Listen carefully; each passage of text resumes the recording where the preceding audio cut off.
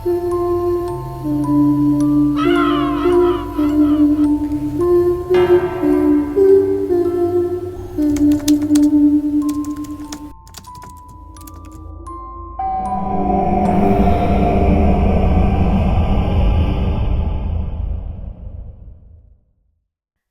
maikling shoutout lamang po bago ko simulan ang kwento.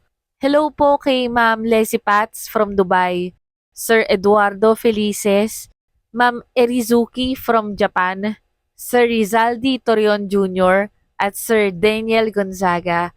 Maraming salamat po sa suporta. Isang magandang araw po sa inyo, Miss Terry, at sa inyong mga tagapakinig. Tawagin niyo na lamang po akong Teresa. Tubong Bicol pero sa kasalukuyan po ay naninirahan ako dito sa Quezon City. Isa po ako sa mga bagong subscriber ng channel nyo.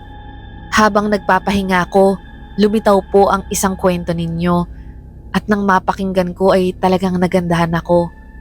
Bukod doon ay naalala kong muli yung isang kwentong kababalaghan na naranasan ng malapit kong kaibigan, kaya naisipan ko pong ibahagi ito. Simpleng empleyado lamang po ako, Miss Terry. Isa akong encoder sa isang kumpanya dito rin sa Quezon City. Pero kahit simple lang ang aking trabaho, mahilig akong mag-ayos at hilig ko talaga yung magpalinis ng kuko at magpariband ng buhok. Banidosa nga kung tawagin nila. Ayoko kasi na nagmumukhang losyang kahit pagod sa trabaho. Gusto ko, posturyosa ako, lalo na kung lalabas at haharap sa mga tao. Isang dekada na ang nakakalipas. Isa akong suking customer ng isang manikurista dito sa lugar namin. Melba ang pangalan niya. Marami siyang pinagsaservisan dito sa aming lugar, pati na rin sa mga kalapit naming barangay. Dahil bukod sa magaling siyang mag-manicure, ay nakakagiliw din yung personalidad niya. Madaldal siya at masayang kausap. Ngunit isang taon yata siyang hindi nagparamdam sa amin sa hindi namin alam na dahilan. Hello, madam! Kamusta na? Bongga ka pa rin, ha?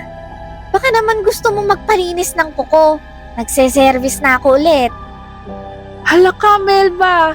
Long time no see! Grabe, akala ko hindi ka nababalik. Naku, madam! Nagpahinga lang naman ako, pero ngayon, rampa na ulit. Kayod na. Mahirap pa naman ang buhay. Salamat naman kung ganun. Kasi sa'yo lang talaga hiyang yung mga kuko ko. Sa ibang manikurista, nadadala ako. Kasi kung hindi na murder, ang pangit ng design ng kuko ko. Nagtsatsaga na lang ako sa kanila eh. Pero buti, nandiyan ka na ulit. Masayang bati ko kay Melba. Wala akong balak noon magpalinis ng kuko, Miss Terry. Pero dahil bigla siyang dumating, kinuha ko na yung pagkakataon. Naitanong ko sa kanya kung ano bang nangyari, bakit bigla siyang nawala. Mahabang kwento, madam. Pero dahil close naman tayo, sige, ikukwento ko na. Ang nakakalungkot at nakakakilabot na nangyari sa akin. At dito na nga magsisimula ang kwento ng aking manikurista at ang kababalaghang naranasan niya. 5 buwang buntis siya noong huli siyang nag-service sa akin. Hindi na kasi siya dumadayo ng medyo malayo, gawa ng nag-iingat siya sa kanyang dinadala. Doon na lamang sa paligid ng kanilang barangay siya umiikot. Araw-araw ay 2 hanggang 4 na customer na lamang ang nililinisan niya, na noon ay 5 ang pinakakaunti nung hindi pa siya nagbubuntis. Pero dahil nga 5 buwan na siya, ay sinabihan siya ng kanyang asawa na mamalagi na lamang sa kalapit na lugar para hindi siya mahirapan. Tuwing hapon, matapos niyang mag-manicure sa mga customer, ay dumadaan siya sa construction site na pinagtatrabahuhan ng kanyang asawa. On the way ito sa kanilang bahay, kaya doon na lamang muna siya nagsistay habang hinihintay ito. May barracks doon at doon siya nauupo o natutulog kung sakaling hindi pa tapos ang asawa sa trabaho. Mahal, tuwang po to oh. Magmerienda ka muna. Matatapos na rin kami at makakauwi na tayo. Alok ng asawa ni Melba. Tony ang pangalan nito. Salamat, mahal. Sige, at magbabasa lang ako ng pocketbook habang hinihintay ka. Sige na, balik ka na para matapos na kayo agad. Sagot naman ni Melba. Ilang minuto ay nakarinig si Melba ng mga yabag sa labas. Tony, ikaw ba yan? Walang sumasagot, Miss Terry. Kaya tumayo si Melba at sumilip sa labas. Wala doon ang asawa niya o ni isang katrabaho. Tanging isang matandang lalaki na nasa edad 50 ang nakita niyang nakatayo sa kabilang kalsada. Nakatingin ito sa kanya pero blanko lamang ang ekspresyon sa mukha nito. Medyo madilim na dahil mag-aalas 6 na noon. Hindi ganoon karami ang dumadaang sasakyan dahil hindi naman ganoon katao sa lugar na yon, Miss Terry. Nagtataka man pero binaliwala ni Melba ang lalaki. Baka nag-aabang lamang ito ng jeep at nagkataong napatingin lang sa kanya. Kaya pumasok muli siya at hinintay ang asawa.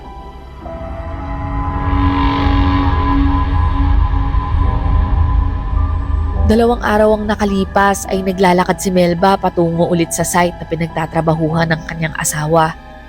Gaya ng nakagawian ay dumadaan siya at babati sa asawa niya na nagtatrabaho bago dumiretso sa barracks. Kumaway siya sa kanyang asawa at ngumiti ito.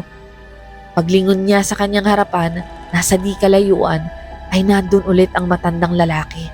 Nakatayo katabi ng isang poste. Bago pumasok ng barracks ay bumalik ng tingin rito si Melba pero hindi nito inaalis ang tingin sa kanya. May matandang lalaki kanina nakatayo sa may poste. Iniisip ko kung katrabaho mo siya. Pero nakatayo lamang siya at hindi naman nakadamit na parang manggagawa. Nakapolo siya at nakaslacks. Kilala niyo ba yon, mahal? Ha? Sinong matanda, mahal? Wala namang matandang manggagawa sa amin dahil mahihirapan sa bigat ng mga gawain. Ang pinakamatanda sa amin, 45 anyos lang. Ah, ganun ba? Nakita ko rin kasi siya nung isang araw nasa kabilang kalsada. Nakatingin nga siya rito. Baka naman napadaan lang o baka nagtatrabaho sa kalapit na lugar. Huwag mo na lang siyang pansinin. Pero kapag nilapitan ka, sabihan mo agad ako ha. Baka hold-upper yun o manyak. Ay nako, mahal. Ano naman ang maho-hold up niya sa akin? Mga cutics o nail cutter? Tsaka, sa tiyan kong ito, pag-iinteresan pa ba ako ng manyak? Malaki rin kasing babae si Melba. Medyo chubby siya at kahit 5 buwan pa lamang ang tiyan niya malaki na. Akala mo nasa 7 buwan na. Nagtawanan na lang daw ang mag-asawa at tumungo na sa kanilang motor para umuwi. Isang linggo ang nakalipas ay tumungtong na rin ng ika-6 na buwan ang sinapupunan ni Melba. Kakagaling din niya sa doktor upang ipacheck ang lagay ng bata. Okay naman daw ang timbok ng puso nito at mukhang wala namang problema. Ay, salamat, madam! Nabawi ko rin yung ginastos ko sa ultrasound. Ang laki ng tip na dinagdag nyo. Masayang sabi ni Melba sa huli niyang customer ng araw na yon. Lagi kasi akong satisfied sa linis mo, kaya dinagdagan ko. Gusto ko lagi kang babalik sa akin para linisan ako. O nga pala, mag-ingat ka at dalhin mo na yung payong dyan. Mahirap maambunan ng buntis at baka magkasakit ka pa. Medyo maulan kasi ng hapon na yon, Miss Terry. At tandang-tanda pa ni Melba na makulimlim ang langit noon nung padiretso siya sa construction site.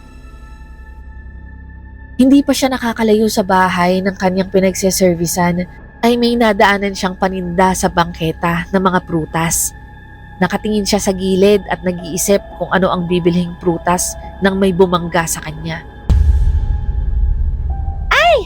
Pasensya na ho, hindi ko kayo nakita. Nagulat si Melba at nanlaki ang mata nang makita niyang ang nakabangga niya ay ang matandang lalaki na nakikita niya sa may barracks. Nakatingin lamang ito sa kanyang tiyan. Naaasiwa naman si Melba at napatakip sa kanyang tiyan na nagtataka. Pag-ingatan mo ang nasa sinapupunan mo. Mababang boses na tugon ito. Ha? Bakit po? Bakit niyo nasabing pag-ingatan ko? Kabadong tanong ni Melba sa matanda. Kinilabutan siya sa tila pagbibigay babala ng matanda sa kanya. Ngunit hindi na ito sumagot pa at lumakad dito palayo, pero nakatitig pa rin ito sa tiyan niya.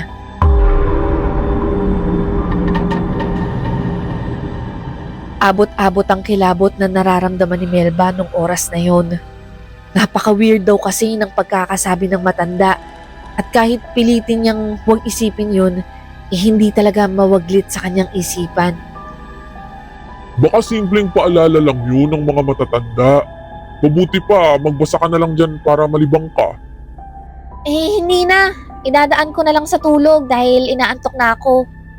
Pasensya na, mahal ah. May minabadali kasi kami dahil nagka-problema kanina yung ginagawa namin. Kaya pinipilit naming tapusin. 1 oras na lang, mahal. Matatapos na kami. Sabay halik nito at lumabas na ng barracks. Sa pag-aantay ni Melba sa kanyang asawa, ay dinapuan na siya ng antok at siya nga ay nakatulog. Nanaginip siya ng mga oras na yun. Isang naulit na pangyayari kung saan nakita niya ang matanda na nasa kabilang kalsada at ito nga ay nakatingin sa kanya.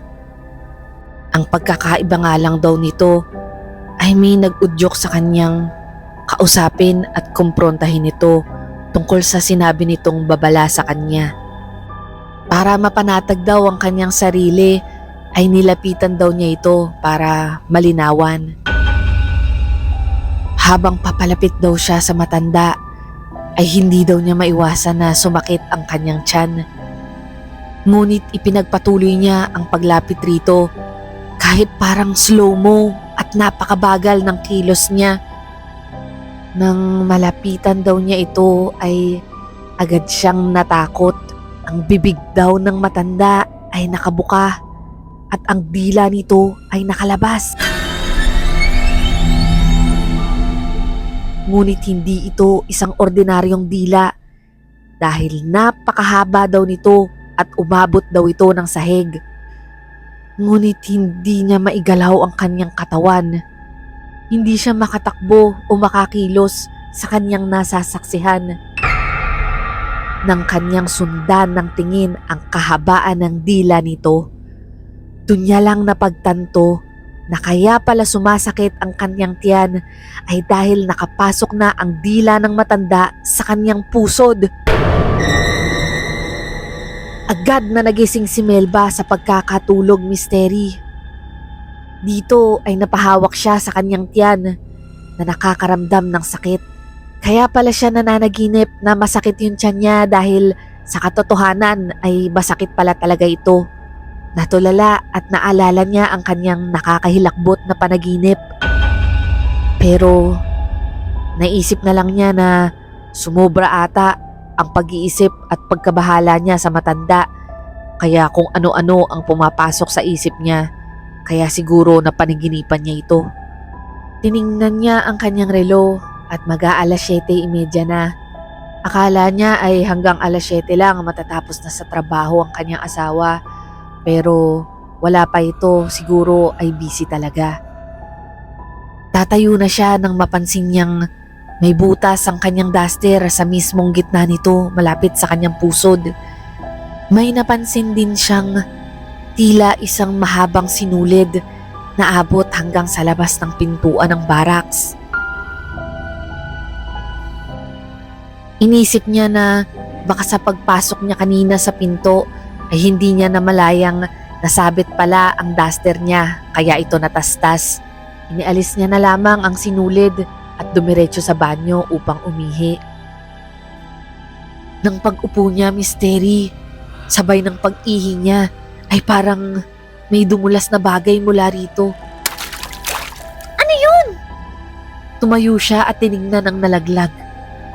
Diyos ko! Diyos ko! Ang anak ko! Ang anak ko! Tulong! Laking gulat at hinagpis ang naramdaman niya nang makita niyang isang sanggol ang nasa bowl, walang buhay at maputla. Nalaglag ang batang nasa sinapupunan niya, Misteri. Para daw itong napipi dahil wala itong kadugo-dugo at halos butot balat na lamang ito. Sorry Melba na nangyari sa'yo yan. Hindi ko akalain na ganyan pala kalungkot ang dahilan kung bakit nawala ka bigla. Sorry ha, naalala mo pa. Wika ko matapos marinig ang kanyang kwento. Wala yun, ma'am. Naka-move on na rin ako sa nangyari. Nag-focus na lang ako sa dalawa kong mga anak. Pero, hindi ako naniniwalang isa yung simpleng aksidente, madam. Sa tingin ko ay inaswang ako. Naniniwala ako na may kinalaman talaga doon ng matandang lalaki. Hindi niya ako babalaan ng ganon kung wala siyang alam. Napakasakit ng nangyari sa akin, madam. Ilang buwan akong tulala at hindi makakain. Ang sakit na wala akong nagawa para sa aking anak. Kinuha siya sa akin ng ganon-ganon na lang. Ilang linggo rin akong hindi nakatulog dahil sa takot. Parang naririnig ko pa rin ang boses ng matanda. Napapaniginipan ko na sinisip-sip niya ang aking tiyan. Grabing bangungot yon, madam. Pero nang makita ko ang panganay at pangalawang anak ko, nahimasmasan ako. Naliwanagan ako na kailangan kong maging matatag para sa kanila. Kung mabubuhay ako sa galit, lungkot at takot, magiging kawawa ang mga anak at asawa ko. Kaya pinilit kong bumangon. Naluluha ako nang marinig yun. Grabe ang dinanas niya. Hindi man niya harap-harapang naengkwentro ang sinasabi niyang nilalang na kumuha sa anak niya, ay araw-araw pa rin siyang nakipaglaban sa anino na naiwan ito. Pero humanga pa rin ako sa tibay ng loob niya at pagmamahal sa kanyang pamilya. Kung iba yun baka sumuko na, Misteri. Pero siya ay mas lalo niyang nilakasan ang loob niya para lumaban sa sarili niyang paraan. Nakikisimpatya ako sa nangyari sa'yo, Melba. Pero natutuwa pa rin ako kasi lumaban ka at muling bumangon. Pag may problema ka, magsabi ka lang ha. Nandito lang ako. Dito na nagsimula ang pagiging magkaibigan namin talaga, Misteri. Mas madalas na kaming magkita noon kahit hindi niya ako minamanicure. Lumalabas kami para magbanding at pinapasyal namin yung mga anak namin. Mas lumalim yung pagkakaibigan namin. Ang dami kong natutunan sa kanya. Ang tindi ng hamon ng buhay sa kanya, Misteri. Pero kinaya niya. Kaya siya yung inspirasyon ko. Kapag dumaranas ako ng pagsubok, naaalala ko yung mga payo niya. At kung nakaya niya yung mga naranasan niya, mas makakaya ko rin yung sakin. Kaya yun din ang ipinapayo ko sa lahat ng mga kaibigan ko. At ngayon sa lahat ng mga nakikinig rito, huwag kayong mawala ng pag-asa kahit may matinding pagsubok na dumating. Isipin niyo ang pamilya niyo na nagmamahal sa inyo at muli makakabangon kayo. Sa kasalukuyan, Misteri ay lumipat na ng tirahan sila Melba. 3 taon siyang nag-service sa lugar namin noon bago nila napagdesisyon ng manirahan sa probinsya. Lumalaki na kasi yung mga anak nila at mas malaki daw yung lupa nila sa probinsya at mas makakabuti kung doon na lang sila titira. Nakaka-chat ko pa rin si Melba paminsan-minsan dahil friends pa rin kami sa social media. Hanggang ngayon ay misteryo pa rin kay Melba kung ang matanda ba ang siyang salarin sa pagkawala ng kanyang anak o isa itong taong nagmamalasakit lamang na gusto siyang bigyan ng babala.